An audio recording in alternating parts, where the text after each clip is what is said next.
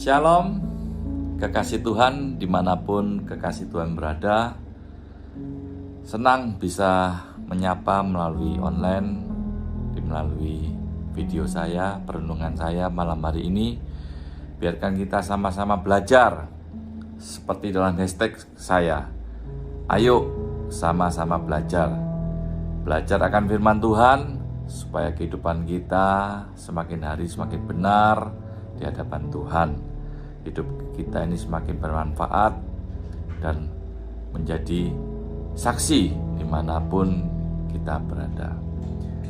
Malam hari ini saya ingin membagikan firman Tuhan tentang perkataan mulut kita dengan perikop dengan satu judul, jagalah perkataan kita. Kita baca di Amsal 18 ayat 21. Hidup dan mati dikuasai lidah. Siapa suka menggemakannya akan memakan buahnya. Saudaraku kekasih dalam Tuhan,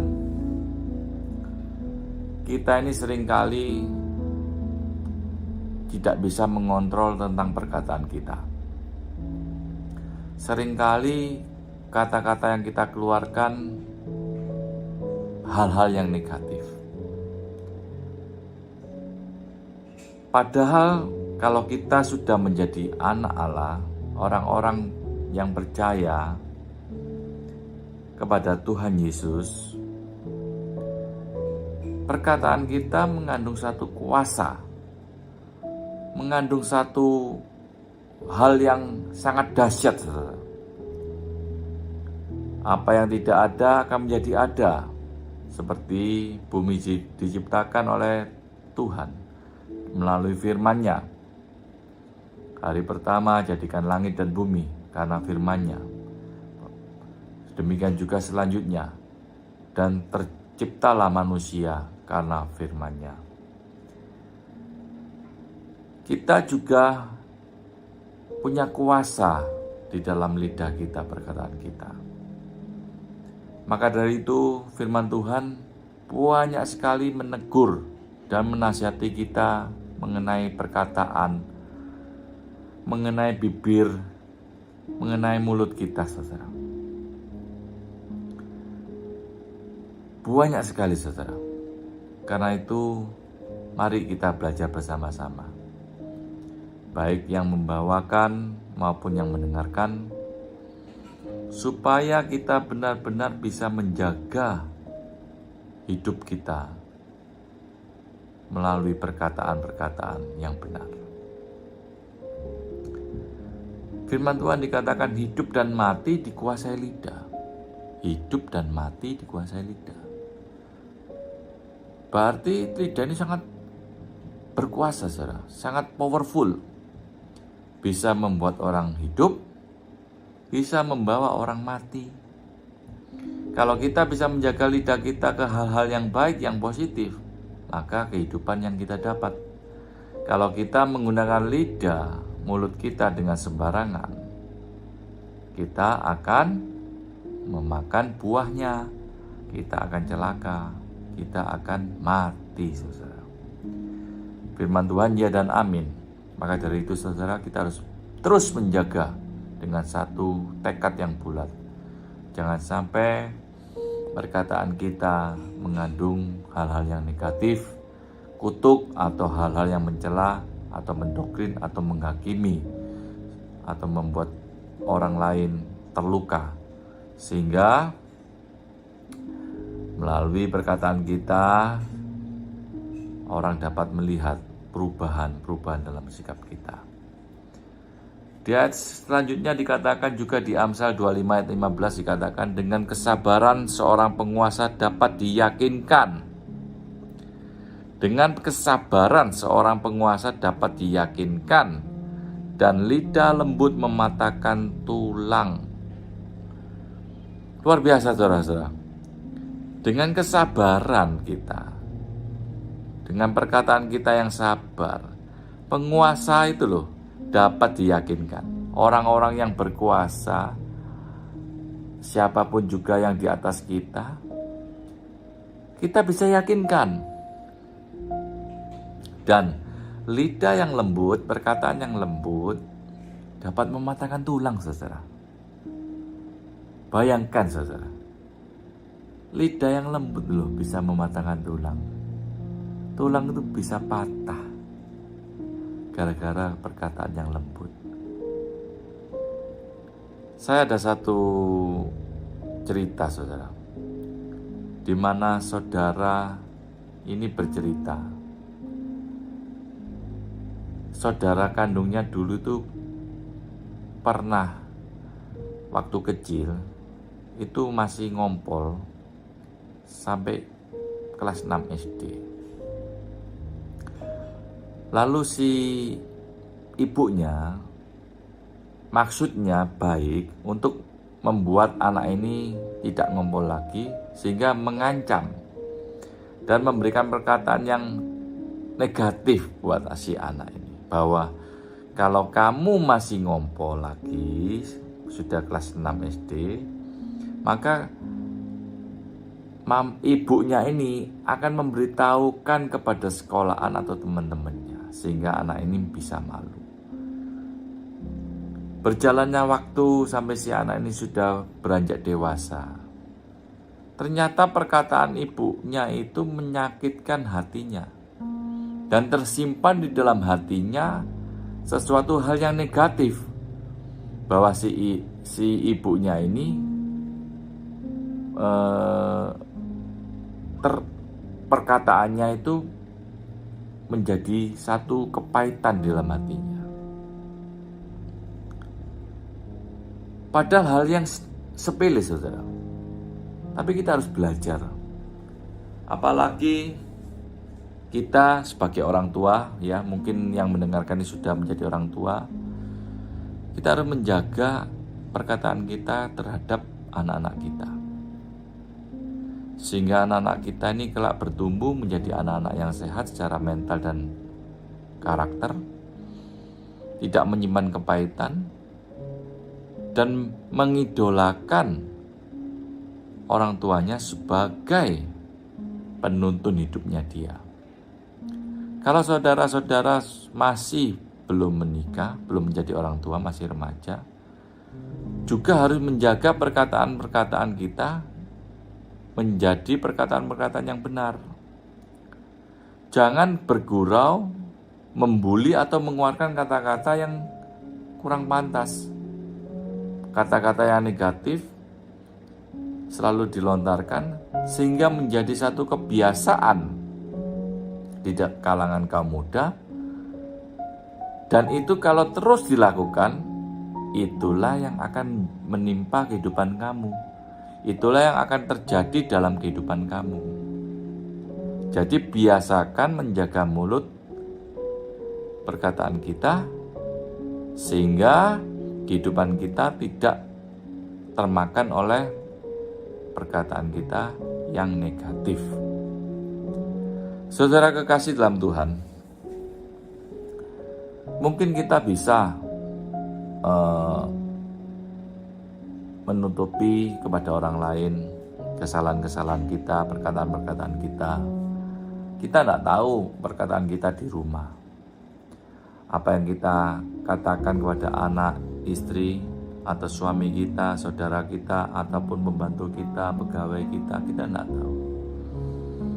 Tetapi percayalah saudara-saudara, kalau kita sering melakukan perkataan, apalagi perbuatan yang negatif, kita sering mengeluarkan kata-kata kutuk, kata-kata yang menghakimi atau tidak memberikan teladan buat anak-anak dan lingkungan kita, maka kelak kita akan diperlakukan juga hal yang sama pada waktu anak-anak itu sudah bertumbuh dewasa.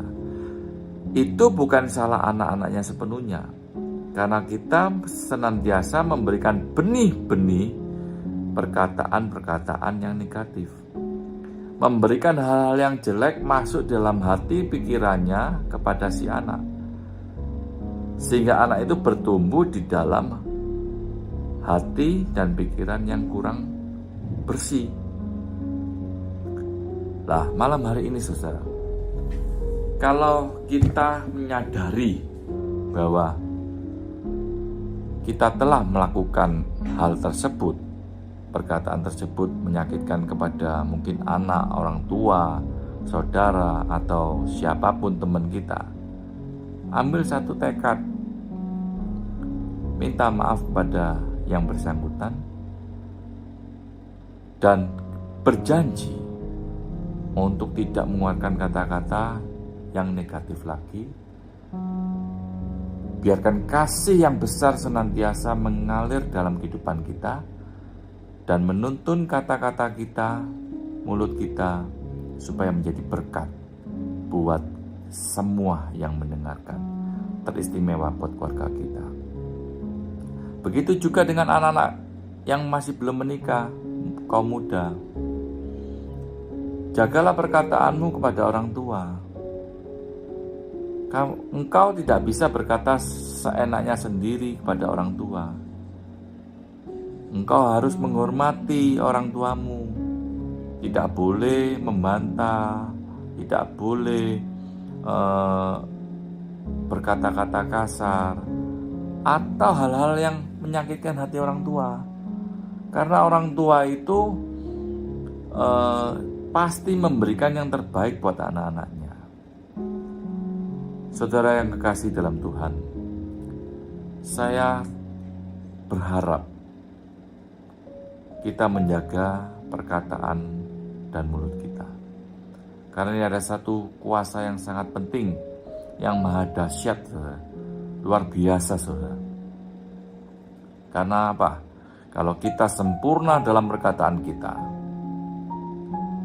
ya toh, kita itu boleh dikata dapat mengendalikan seluruh tubuh kita.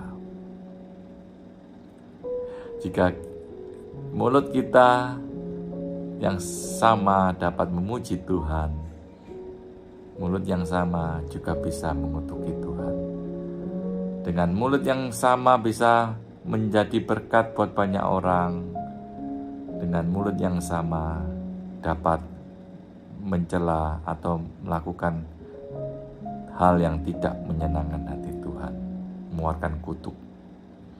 Saudara yang kekasih dalam Tuhan, saya berharap jadilah teladan yang baik dalam kehidupan ini melalui perkataan kita. Tidak perlu marah-marah, tidak perlu mengeluarkan penghakiman atau kutuk atau hal-hal yang negatif. Kalau ada masalah, mari selesaikan dengan kata-kata yang manis. Duduk dengan kepala dingin, selesaikan dengan baik. Saya percaya pasti hasilnya jauh lebih baik daripada kita marah-marah. Karena apa? Di saat kita marah, kita memberikan peluang, membuka celah buat iblis untuk mencampuri hati kita, mencampuri rumah tangga kita, mencampuri kehidupan kita, sehingga kita kelak akan jatuh dalam dosa. Di ayat terakhir dikatakan di Yakobus 3 ayat 2 dikatakan, sebab kita semua bersalah dalam banyak hal. Kita ini semua bersalah dalam banyak hal. Maka dari itu kita tidak boleh, siapapun kita, tua, muda, laki, perempuan, kaya, miskin, penjabat maupun orang biasa, ataupun rohaniwan atau siapapun juga, Tuhan berkata, sebab kita semua bersalah dalam banyak hal, termasuk saya banyak juga salah. Maka dari itu, saudara, barang siapa yang tidak bersalah dalam perkataannya, barang siapa yang tidak bersalah dalam perkataannya, ia adalah orang yang sempurna, yang dapat juga mengendalikan seluruh tubuhnya. Jadi perkataan itu dapat mengendalikan seluruh tubuhnya. Seperti perahu yang besar dikendalikan oleh jurumudi setir yang kecil. Bisa menunjukkan arah kemana perahu itu akan berlabuh ke utara, ke selatan, timur, barat, ditentukan oleh setir di dalam kapal itu. Begitu juga dalam kehidupan kita. Kehidupan kita, seluruh tubuh kita dikendalikan oleh mulut kita. Kalau mulut kita beralaskan dengan kebenaran firman Tuhan, dengan hal-hal yang positif, percayalah, tubuh kita akan senantiasa juga diberkati oleh Tuhan. Kehidupan kita senantiasa diberkati oleh Tuhan. Keturunan kita pasti diberkati oleh Tuhan. Terima kasih. Itulah renungan singkat yang saya bisa sampaikan supaya menjadi berkat buat kita bersama, dan kita terus belajar supaya kehidupan kita bermanfaat buat orang lain. Kehidupan kita juga berkenan di hadapan Tuhan. Mari kita tundukkan kepala, kita mohon kiranya apa firman Tuhan yang kita pernah saat ini telah dengar menjadi rema, dan Tuhan mampukan kita untuk melakukan firman Tuhan pada malam hari ini. Mari kita tundukkan kepala, kita doa sama-sama. Tuhan Yesus yang baik, kami mengucap syukur Tuhan atas kasih karunia-Mu yang begitu luar biasa dalam kehidupan kami. Kami malam hari ini Tuhan telah Kau ingatkan untuk menjaga hati kami, menjaga perkataan kami, menjaga mulut kami, lidah kami. Biarkan lidah kami, mulut kami dapat memuliakan nama-Mu, tidak mengeluarkan kata-kata yang negatif, kutuk maupun hal-hal yang tidak menyukakan hati-Mu Tuhan. Biarkan mulut kami senantiasa menjadi pengabaran Injil, menjadi berkat, menjadi hal-hal yang positif Tuhan, sehingga melalui mulut kami nama Tuhan dipermuliakan. Menjadikan perkataan kami, mulut kami menjadi saksi di mana Tuhan Yesus telah mengubah kehidupan kami. Ampuni segala dosa dan kesalahan kami Bapa. Terimalah berkat daripada-Mu Tuhan, dan kami yakin dan percaya Kau Allah yang sungguh mengerti akan kehidupan kami. Dalam nama Tuhan Yesus kami telah berdoa dan mengucap syukur. Haleluya. Amin. Tuhan Yesus memberkati. Shalom.